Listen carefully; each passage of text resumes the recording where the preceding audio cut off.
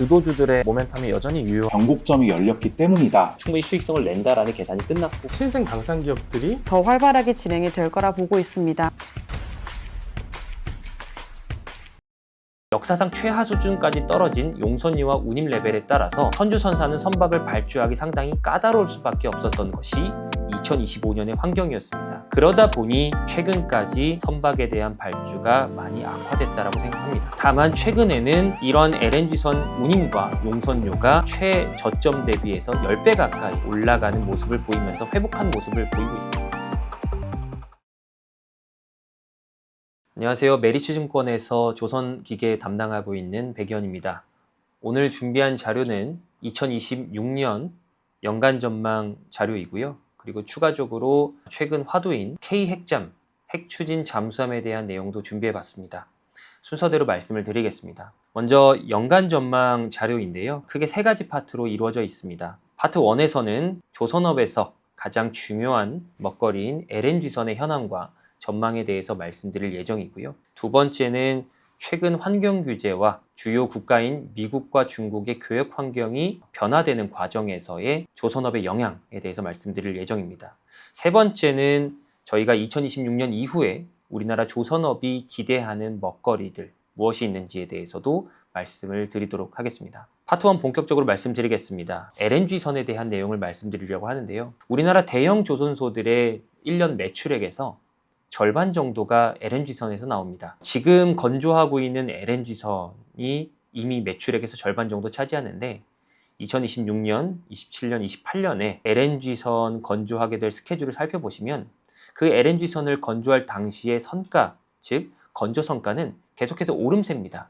앞으로 이 LNG선의 조선업 내의 기여도와 중요성은 더욱더 확대될 수밖에 없는 상황이고, 그러다 보니 이 전망 자료에서 가장 먼저 말씀드리는 내용이 LNG선입니다. 저희는 LNG선에 대해서 2025년 말 이후에도 발주 모멘텀, 조선업 입장에서는 수주 모멘텀이 강력할 수 있다라고 계속해서 말씀을 드리고 있습니다. 그런데 저희가 LNG선에 대한 이러한 흐름을 좋게 보고 있음에도 불구하고 올해 건조계약 체결된 숫자를 보시면 상당히 조금 반대되는 내용이 확인되고 있습니다. 2025년 10월 말까지 건조계약 체결된 LNG선은 17척에 불과합니다. 8페이지 왼쪽 차트 보시는 것처럼 많이 나왔을 때는 한 해에 177척도 나왔던 것이 LNG선입니다.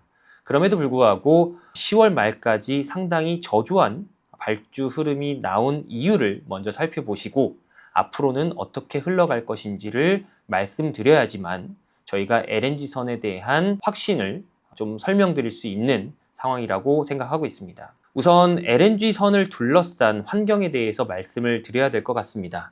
먼저 LNG선은 LNG 수출 터미널이 어떤 식으로 증설이 일어나고 있고, 즉 LNG 증설 사이클에 대해서 저희가 어떤 식으로 바라봐야 되는지에서부터 시작을 합니다. LNG 증설 사이클은 크게 3명의 이해관계자가 둘러싼 환경입니다. 첫 번째로 LNG는 보통 장기 공급 계약으로 이 공급이 결정이 되는데요. 첫 번째로 중요한 이해관계자는 LNG 프로젝트 디벨로퍼입니다. LNG 수출 터미널을 개발하고 장기 공급 계약을 통해서 LNG를 판매하는 주체입니다. 두 번째 이해관계자는 이 LNG를 장기 공급 계약으로 구입하는 주체입니다. 세 번째는 LNG선의 선주와 선사인데요. 조선업 입장에서는 이들이 선박 발주를 내줘야지만 우리가 수주를 하는 구조이기 때문에 가장 중요한 이해관계자입니다. 이 LNG 증설 사이클이 견조할 수 있고 그리고 가속화될 수 있는 것은 이 3명의 이해관계자의 입맛이 모두 맞아떨어질 때입니다. 그런데 올해 LNG선에 대한 발주 흐름이 약했던 것은 이 중에서 2명의 이해관계자에 대해 살펴볼 필요가 있습니다. 먼저 LNG 구매자 입장에서 살펴보셔야 됩니다. LNG 구매자는 구매한 LNG를 다시 아시아 시장과 그리고 유럽 시장에 갖다가 파는 주체인데요. 그러다 보니까 이들이 이 LNG를 최종 시장에서 파는 과정에서 이익을 낼 수 있는지와 없는지가 매우 중요합니다. 페이지 14페이지의 제목을 봐주시면 LNG SPA 구매자의 마진이라고 해서 이렇게 산식이 나와 있는데요. JKM, 즉 최종 시장에서 판매하는 판가입니다. HH, 이게 헨리허브 가격, 즉 LNG를 구매한 원재료 가격이라고 보시면 됩니다. 마지막으로 세 번째가 쉬핑, 즉 LNG를 수송하는 과정에서 든 비용입니다. 아무래도 미국 LNG 공급 계약의 특성 중에 하나가 FOB 방식이다 보니까 LNG를 수송하는 주체는 구매자에게 있습니다. 그러다 보면 구매자 입장에서는 최대한 이 쉬핑 비용을 낮추려고 하는 유인이 커질 수밖에 없습니다. 그런 상황이 확대된 것이 15페이지 왼쪽 차트에 그림으로 나와 있습니다. 차트에 보시는 것처럼 LNG선의 용선료와 운임이 역사상 최하 수준까지 떨어진 것이 25년도의 환경이었습니다. 이런 상황이 벌어지다 보니 LNG 증설 사이클을 둘러싼 3명의 이해관계자 중에서 LNG선의 선주 선사 입장에서는 상당히 불편할 수밖에 없었습니다. 16페이지 보시면 LNG선의 선주와 선사 입장에서 선박을 발주한다라고 했을 때 그 내부 수익률을 살펴보시겠습니다. 제목 보시는 것처럼 내부 수익률 IRR이 3.9%밖에 안 됩니다. 이 숫자는 이 본문의 마지막 줄에 나와 있는 우리나라 해운사들의 왁평균과 비교해 보실 필요가 있는데요. 8%라고 나와 있습니다. 중요한 건 3.9%가 이 8%보다 매우 낮다란 뜻입니다. 이것은 요약하자면 선주 선사가 선박을 발주했을 때 그 사실상 수익성이 많이 악화됐다는 뜻입니다. 그렇게 되면 예를 들어 LNG선의 어떤 발주 프로세스가 LNG선을 필요로 하는 화주가 이 선주 선사를 찾아와서 선박 발주를 종용하는 구조입니다. 예를 들어 화주가 선주 선사를 찾아와서 15년, 20년 동안 물량을 보존해 줄 테니 선박을 발주해 달라라고 종용을 하는 구조입니다. 이런 LNG선에서도 마찬가지인데요. 15년, 20년 동안 물량을 보존해 준다 한들 역사상 최하 수준까지 떨어진 용선료와 운임 레벨에 따라서 선주선사는 선박을 발주하기 상당히 까다로울 수밖에 없었던 것이 2025년의 환경이었습니다. 그러다 보니 최근까지 선박에 대한 발주가 많이 악화됐다고 생각합니다. 다만 최근에는 이런 LNG선 운임과 용선료가 최저점 대비해서 10배 가까이 올라가는 모습을 보이면서 회복한 모습을 보이고 있습니다. 연말 그리고 2026년 이후에는 선박에 대한 발주가 다시 시작될 수 있다고 생각하고 있고요. LNG선을 둘러싼 우리나라 조선소 입장에서는 최근에 가장 중요한 선박인 LNG선이 건조계약 가격이나 이런 것들이 최근에 떨어지는 모습을 보면서 시장이 상당히 불편하고 우려하는 모습을 보여왔습니다만 25년 말 이후에는 달라진 모습, 회복하는 모습을 보일 수 있다고 생각하고 있고요. 선가 역시도 그동안에 보였던 고점 수준을 도달하는 것뿐만 아니라 넘을 수도 있다고 생각하고 있습니다. 그래서 저희가 조선업에서 가장 중요한 LNG선에 대해 25년 말 이후, 26년 이후의 전망 내용을 말씀드렸고요. 이어서 파트 2 내용 말씀드리도록 하겠습니다. 네, 이어서 파트 2로 넘어가서 말씀드리겠습니다. 파트 2에서 말씀드릴 내용은 사실 올해 초가 들어설 때 저희가 기대했던 요소가 있습니다. IMO라고 해서 국제해사기구의 환경 규제가 강화되는 2025년이었는데요. 2025년 10월경에 해운업의 탄소세 결정을 두고 그 채택 여부에 대한 투표가 예정되어 있었습니다만 미국의 반대로 1년 이상 유예됐습니다. 또한 미국이 중국의 조선업과 해운업에 대한 제재 강도를 높이겠다라고 발표를 하면서 올해 초에 이에 따른 반사 수혜가 조선업 입장에서는 컨테이너선 쪽에서 나오지 않을까 기대하는 부분이 있었는데 이 부분도 최근에 유예된다라는 내용이 밝혀졌습니다. 그렇다면 저희가 기대했던 이벤트가 사라짐에 따라서 컨테이너선에 대한 발주 모멘텀이 사라지지 않을까 우려하는 시각도 많았는데요. 결론부터 말씀드리면 조선업 입장에서는 그동안 약 5년에 걸쳐서 컨테이너선에 대한 수주는 이미 충분히 확보를 했기 때문에 굳이 이러한 이벤트에 따라 악재로 볼 필요는 없다라고 말씀드리겠습니다. 38페이지의 테이블 오른쪽을 봐주시면요. 여러 가지 주요 선사들의 리스트가 나와 있고 그 옆에 숫자가 나와 있는데 이 숫자가 의미하는 바는 각 선사별로 본인들이 발주한 발주 잔량에서 본인들의 노후 선대를 뺀 값입니다. 만약에 이 숫자가 마이너스라면 각 선사들은 추가적으로 선박을 발주할 유인이 있는 것이고요. 만약에 이 숫자가 플러스라고 하면 추가적으로 발주할 유인이 사라지는 겁니다. 그런데 이 테이블을 보시면 모든 선사들의 숫자가 플러스입니다. 실제로 몇몇 선사들은 100만 단위가 넘어갑니다.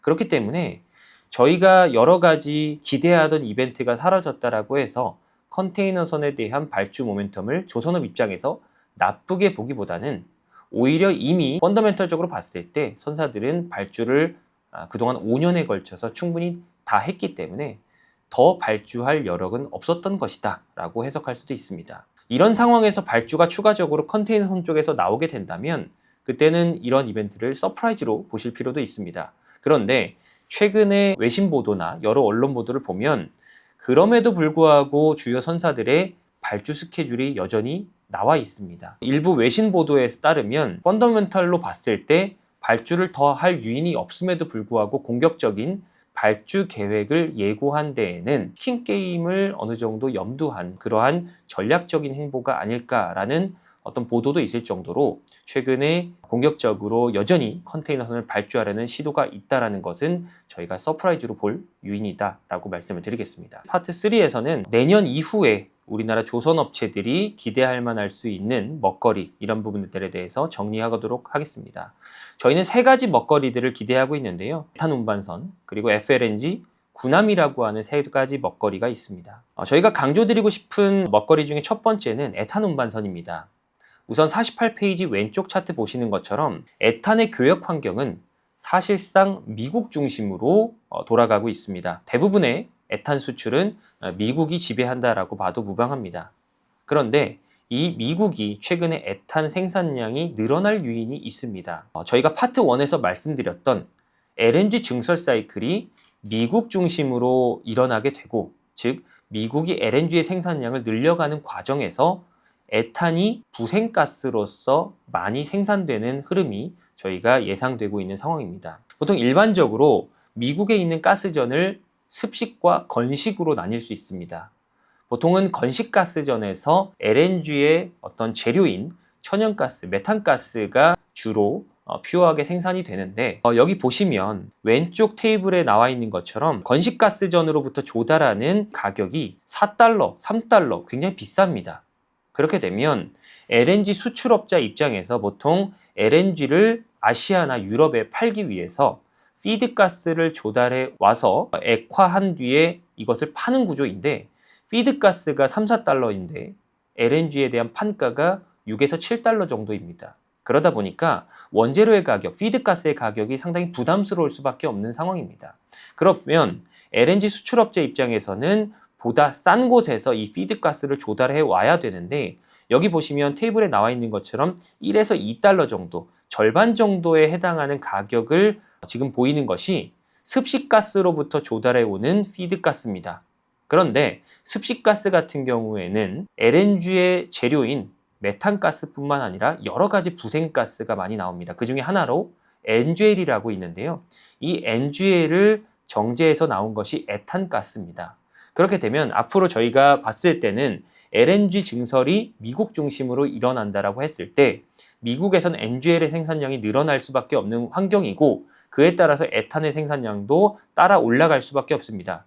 그러면 이렇게 많이 생산되리라 예상되는 에탄에 대한 판로만 개척이 된다면 이 에탄을 실어 나를 운반선에 대한 수요도 커질 수 있다라고 말씀드리고 싶습니다. 에탄 운반선 같은 경우에는 가격이 상당히 좋습니다. 48페이지에 가운데 문단을 봐주시면 보통 조선업에서 가장 이익률이 잘 나오는 먹거리이자 선종이 LNG선이라고 하는데요.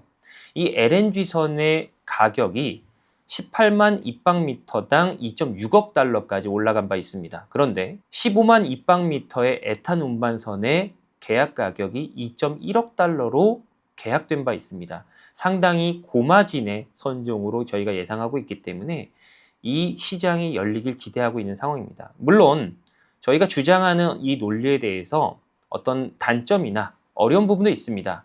보통 에탄을 수입하는 주요 국가는 중국과 유럽과 인도입니다. 중국이 가장 에탄의 수입량을 많이 가져가는 국가인데, 안타깝게도 중국 같은 경우에는 석유화학적으로 봤을 때 에탄보다는 프로판에 대한 의존도가 높은 국가입니다. 다만 저희가 말씀드리고 싶은 건 미국과 중국이 무역 어떤 협상이나 교역 환경을 협상을 통해서 이끌어 나가는 과정에 있어서 에탄에 대한 수입량을 중국이 늘려나갈 결정을 하게 된다면 이 시장이 촉발될 수 있고, 그렇게 되면 우리나라 입장에서는 상당히 고수익성의 선종을 새롭게 확보할 수 있는 이벤트이기 때문에 이런 부분에 대해 기대하고 있다라고 말씀드리겠습니다. 이어서 기대하는 선종은 FLNG와 군함입니다. 미국 중심으로 LNG 증설 사이클이 일어나고 있고 남미나 다른 국가에서도 LNG를 새롭게 판매하고자 하는 수요가 넘쳐나고 있는 상황이기 때문에 우리나라 독과점적인 지위를 가지고 있는 삼성중공업의 수주 경쟁력은 더욱더 올라갈 수밖에 없는 상황이다라고 말씀을 드리겠습니다. 그리고 세 번째 먹거리 군함도 저희가 계속해서 강조드리고 있습니다. 저희가 이 장표 54, 55페이지에 써 있는 이 장표를 봐주시면 좋을 것 같은데요. HD 현대중공업과 하나오션 중심으로 기록하게 될 2030년 군함 수출 시장에서 얻게 될 어떤 낙수 효과는 매출액 관점으로 봤을 때 84억 달러 정도로 예상을 하고 있습니다. 과도기적으로 올라올 매출액은 2028년부터 좀 본격적으로 매출액이 올라올 수 있는데 43억 달러 정도의 매출액을 연매출로 예상하고 있습니다. 굉장히 좋은 시장이기 때문에 이 시장에 대한 기대감을 여전히 계속해서 가져가야 된다라고 말씀을 드리겠습니다. 이어서 최근의 화두인 K 핵잠에 대해서 말씀을 드리겠습니다. 11월 14일 한미 정부 간 팩트시트가 발표되면서 다시 한번 K 핵잠에 대한 이슈가 거론이 되기 시작했는데요. 팩트시트 내용을 핵심만 말씀드리면 9페이지의 본문 내용처럼 우리나라가 사용할 핵추진 잠수함을 건조하는 방안으로 진행이 될 것 같습니다. 그리고 핵 연료 같은 경우에는 미국에서 조달하는 방법에 대한 긍정적인 시그널 역시 확인이 됐다라고 말씀을 드리겠습니다. 10월 30일 국방위원회 종합국감에서 나온 내용을 그대로 인용하자면 우리나라에서 도입할 핵추진 잠수함의 스펙은 척당 5,000톤급 이상의 배수량을 가진 핵추진 잠수함이고 4척 이상 확보하는 것이 목표입니다. 비슷한 배수량을 가진 글로벌 핵추진 잠수함의 건조 가격을 저희가 좀 살펴봤을 때 척당 3조 원에서 3.5조 원 정도로 예상을 하고 있습니다. 이런 핵추진 잠수함 이슈가 본격화됐을 때 저희가 들었던 생각은 우선 기술적으로 상당히 난이도가 높을 것으로 예상이 되는데 두 가지 기술에 대한 우리나라의 역량을 확보해야 된다고 생각을 하고 있습니다. 첫 번째로 잠수함의 디자인 역량을 추가적으로 레벨업하는 것이고요.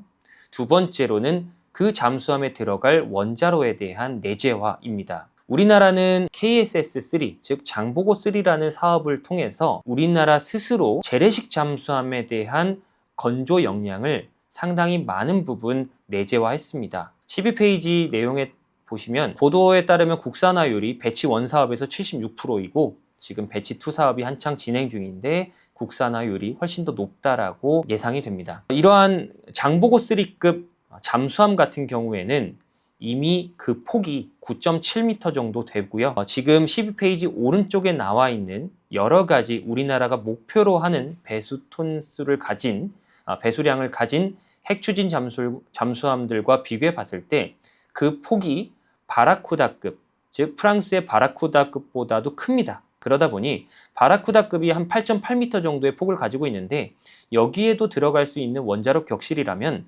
우리나라 장보고3 배치 2급에도 충분히 들어갈 수 있다. 결론적으로 우리나라가 5,000톤급 이상의 핵추진 잠수함을 도입하는 것이 목표라고 하면 이미 어느 정도 이 잠수함에 대한 디자인 역량 자체는 갖추고 있다. 여기에 추가적으로 레벨업 할 필요는 있습니다만 너무 먼 미래는 아닐 것이다 라고 생각이 듭니다. 두 번째로 중요한 것은 이 잠수함에 들어갈 원자로인데요. 경쟁자들 평균을 봤을 때 열출력 단위로 봤을 때 150MW의 PWR 가압 경수로 원자로 방식의 이 핵잠용 원자로를 내재화한다면 충분히 우리나라의 K 핵잠을 만들 수 있다라고 생각하고 있습니다. 그럼에도 불구하고 상당히 높으리라 예상되는 게 핵추진 잠수함의 개발 난이도일 텐데요. 페이지 제목을 보시면 높은 개발 난이도에도 불구하고 우리나라에서 밝혔습니다. 2020년대 후반에 첫 핵추진 잠수함의 건조를 시작을 하고 그 첫 선도함은 2030년 중후반에 진수를 한다라는 것이 목표입니다. 이것은 11월 4일 48차 국무회의에서 국방부에서 직접 밝힌 내용입니다. 얼마나 공격적인 타임라인인지 비교하기 위해서 장보고3, 즉 KSS 배치 1 사업과 비교해 보도록 하겠습니다. KSS 3 배치 1 사업 같은 경우에는 그동안 독일의 214급을 도입해 와서 운용하던 잠수함에서 벗어나 우리나라만의 이 잠수함을 독자 개발하는 사업이었는데요. 이것을 저희가 사업을 시작하고 나서 첫 삽을 떴던 게 7년 걸렸습니다. 그런데 훨씬 더 기술 난이도가 높으리라 예상되는 핵추진 잠수함에 대해 2020년대 후반에 건조를 시작하겠다라고 한 것을 감안하면 거의 3, 4년 만에 건조를 시작하겠다라는 뜻이니 상당히 그 타임라인이 공격적이다라고 유추할 수 있는데요. 이런 공격적인 타임라인을 발표한 데에는 어느 정도 내용이 있다고 생각합니다. 17페이지 보시면 앞으로 핵추진 잠수함의 건조를 리드하게 될 하나오션의 발표에 따르면 선체의 설계와 건조와 운용에 대한 시뮬레이션을 돌려봤을 때 어느 정도 최적화가 용이하다라는 발표를 했고요.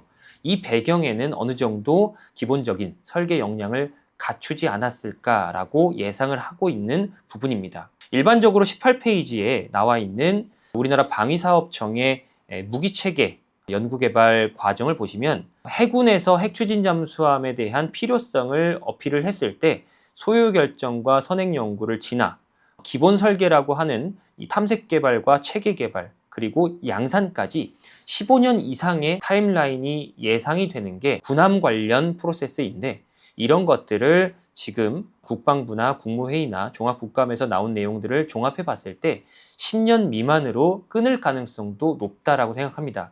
그렇게 되면 우리나라에서 핵추진 잠수함을 건조한다고 했을 때 실제로 그 건조의 주체인 한화오션이나 HD 현대중공업의 매출액이 시작되는 시점은 2028년이나 29년일 수도 있겠다라고 생각을 하고 있습니다. 핵추진 잠수함에 대한 공격적이고 빠른 스케줄의 배경에는 지난 30년간의 숨은 노력이 있는데요. 1993년도로 거슬러 올라가서 고 김영삼 대통령 정부 시절에 1차 북핵 위기가 터진 이후 핵추진 잠수함을 도입해야 된다라는 어떤 목표안이 처음으로 등장하게 됩니다.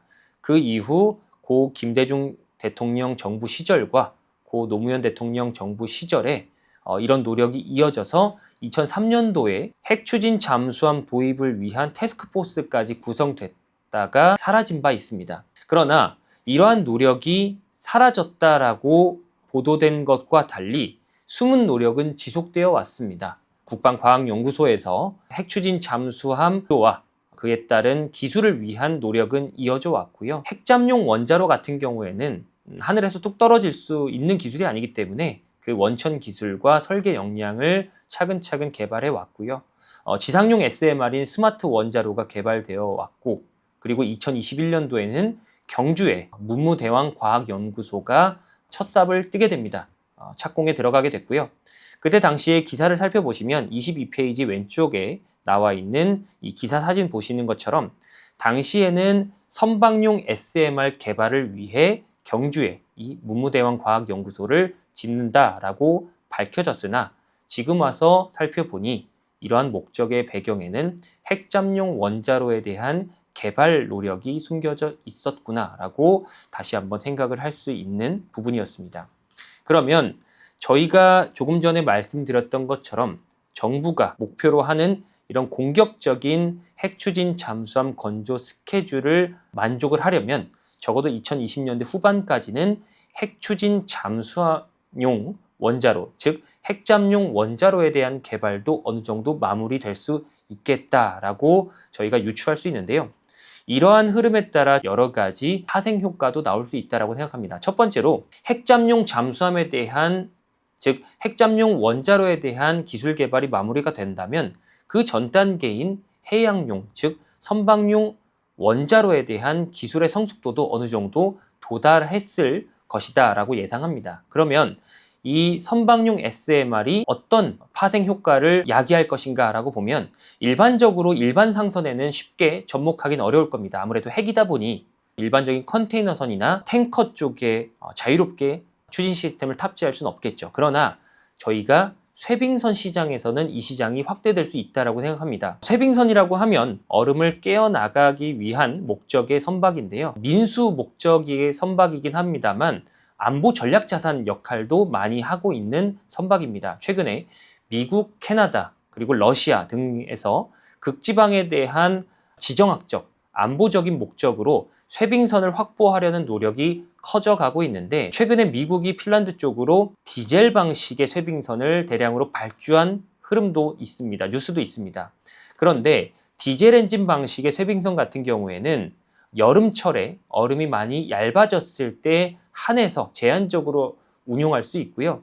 연중 항해가 가능한 것은 핵추진 방식, 즉 선박용 SMR을 탑재한 쇄빙선일 수밖에 없습니다. 저희가 선박용 SMR 시장에 대한 어떤 시장이 열리게 된다면 저희가 내재화한 선박용 SMR을 바탕으로 해서 이 시장에 대한 어떤 새로운 먹거리를 탐색할 수 있다는 기대감이 지금 형성되고 있다라고 말씀드리겠습니다. 두 번째 효과는 우리나라가 핵추진 잠수함을 건조할 정도로 잠수함에 대한 기술력이 많이 올라온 상태인데요. 재래식 잠수함에 대한 수출과 영업 환경에서도 상당히 도움이 될 수 있다고 생각합니다.